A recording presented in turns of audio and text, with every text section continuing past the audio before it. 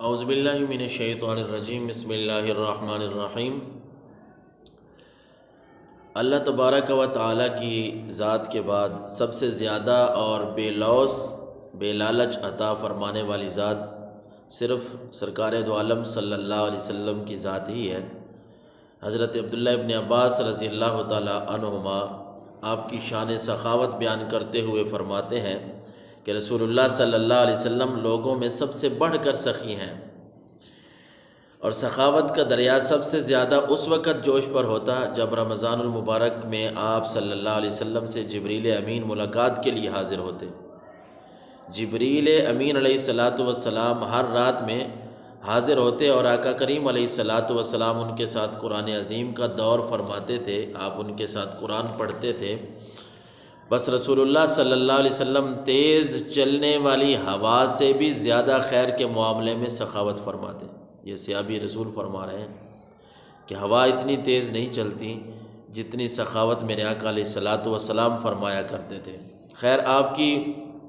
بے حساب عطاؤں کا اظہار کبھی یوں بھی ہوتا ہے کہ کوئی بھی آپ صلی اللہ علیہ وسلم سے، بلکہ غیر مسلم نے بھی اگر سوال کیا تو آپ نے بے حساب اس کو نوازا۔ جس طرح حضرت صفوان بن امیہ اسلام لانے سے پہلے غزوہ حنین کے موقع پر آپ نے بکریوں کا سوال کیا جن سے دو پہاڑوں کا درمیانی جنگل بھرا ہوا تھا، تو آپ صلی اللہ علیہ وسلم نے وہ سب ان کو دے دی۔ صفوان نے تو سوال کیا کہ حضور یہ بکریاں چاہیے جو دو پہاڑوں کے درمیان ہے، تو سرکار دو عالم صلی اللہ علیہ وسلم نے وہ ساری کی ساری انہیں دے دی۔ تو انہوں نے اپنی قوم میں جا کر کہا کہ اے میری قوم، تم اسلام لے آؤ، اسلام، مسلمان ہو جاؤ، اسلام لے آؤ۔ اللہ پاک کی قسم، محمد صلی اللہ علیہ وسلم ایسی سخاوت فرماتے ہیں کہ پھر فقر و فاقہ اور محتاجی کا خوف ہی نہیں رہتا۔ پہلے تو یہ آقا کریم علیہ السلام کے ساتھ بغض رکھتے تھے، لیکن جب آپ صلی اللہ علیہ وسلم کی سخاوت کو دیکھا، آپ کے اخلاق کو دیکھا، پھر صرف مسلمان نہیں ہوئے بلکہ اپنی قوم والوں کو بھی دعوت دیتے ہیں کہ اللہ کے نبی صلی اللہ علیہ وسلم کے ساتھ ہو جاؤ، اسلام لے آؤ۔ اللہ پاک کی قسم اٹھا کے کہتے ہیں کہ اللہ پاک کی قسم، محمد ایسی سخاوت فرماتے ہیں کہ پھر فقر و فاقہ کی جو محتاجی ہے وہ نہیں رہتی۔ بلکہ غزوہ حنین کے موقع پر تو نبی اکرم صلی اللہ علیہ وسلم نے کثرت سے آپ نے سخاوت فرمائی، بہت سو کو تو آپ نے 100 اونٹ بھی عطا فرمائے۔ اور آقا کریم علیہ السلام نے اس دن جو سخاوت فرمائی نا، حضور اقدس صلی اللہ علیہ وسلم کی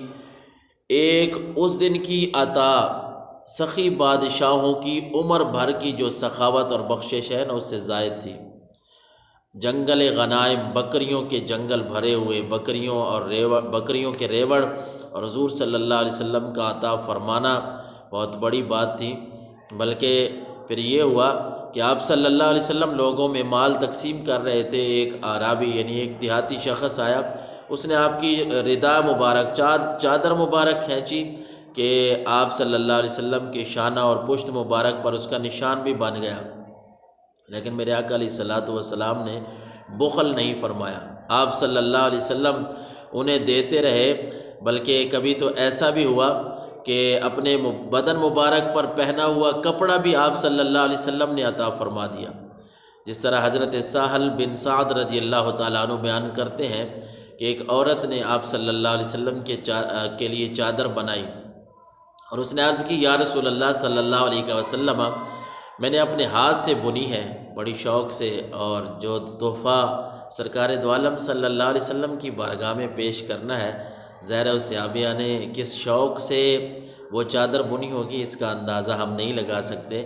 کہ وہ عرض بھی کرتی ہیں، یا رسول اللہ میں نے اپنے ہاتھ سے بنی ہے۔ جس طرح بندے کو کسی سے محبت ہو تو ہمارے ہاں بھی یہ محاورہ استعمال ہوتا ہے، ہم کہتے ہیں کہ ہم نے یہ کھانا آپ کے لیے اپنے ہاتھ سے تیار کیا ہے، یہ چائے میں نے اپنے ہاتھ سے تیار کی ہے۔ صحابی عرض کرتے ہیں، حضور یہ چادر میں نے اپنے ہاتھ سے بنی ہے اور آپ کے پہننے کے لیے لائی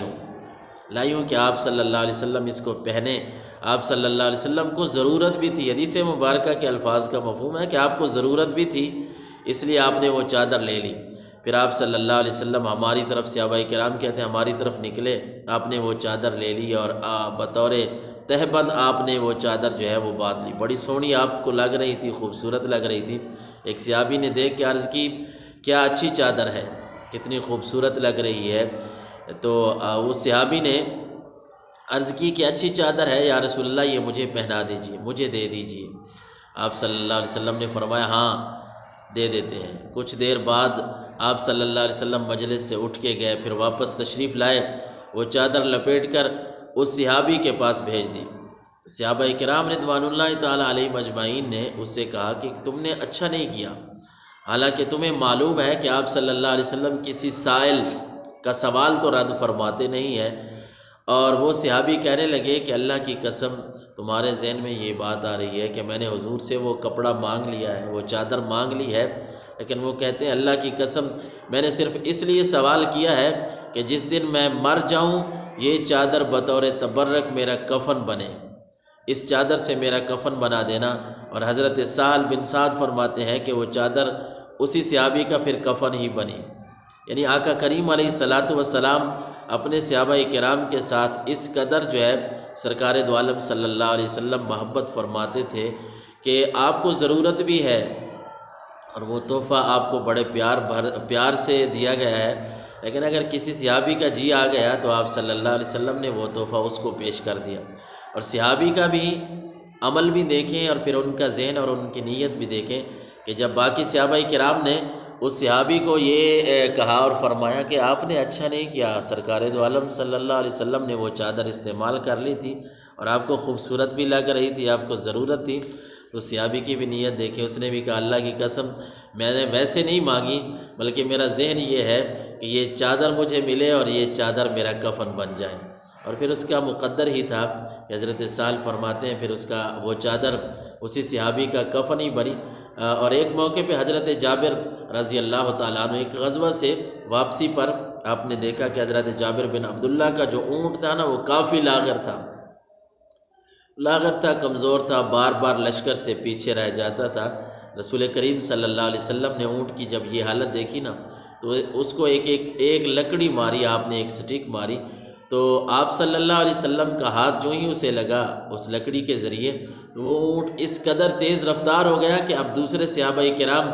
اچھی اونٹنیوں سے ہیں، اچھے سواریوں پہ ہیں، وہ ان سے بھی آگے نکل جاتا تھا۔ اور حضرت جابر اونٹ کی رفتار کم کرتے ہوئے حضور صلی اللہ علیہ وسلم کے برابر میں حاضر ہوئے اور آقا کریم علیہ الصلاۃ والسلام سے باتیں کرتے کرتے چلنے لگے۔ اور آقا کریم علیہ الصلاۃ والسلام نے فرمایا کہ اے جابر تم یہ اونٹ مجھے بیچ دو۔ حضرت جابر رضی اللہ تعالیٰ عنہ نے عرض کی حضور آپ کو بیچنے کی کیا ضرورت ہے، تحفہ نہیں پیش کرنا چاہتا ہوں، لیکن سرکار دو عالم صلی اللہ علیہ وسلم نے اس کی قیمت مقرر فرما لی، فرمایا نہیں میں آپ کو قیمت ہی عطا فرماؤں گا۔ اور پھر مدینہ منورہ جب آپ پہنچے اگلے دن حضرت جابر رضی اللہ تعالیٰ عنہ اونٹ رسول کریم صلی اللہ علیہ وسلم کی بارگاہ میں پیش کرنے کے لیے لائے، مسجد نبوی کے باہر جو ہے اس اونٹ کو باندھ دیا۔ آپ نے دیکھا تو فرمایا یہ کس کا اونٹ ہے؟ بتایا گیا کہ حضرت جابر کا ہے۔ رسول کریم صلی اللہ علیہ وسلم نے آپ کو بلایا، فرمایا اے میرے بھائی کے بیٹے اونٹ کو لے جاؤ یہ تیرا ہی ہے۔ پھر حضرت بلال کو فرمایا کہ جا کر ان کو جو سودا طے ہوا تھا وہ پیسے ان کو دے دیں۔ حضرت بلال نے آپ کو حضرت جابر کو وہ پیسے دیے، بلکہ اس سے بھی کچھ زیادہ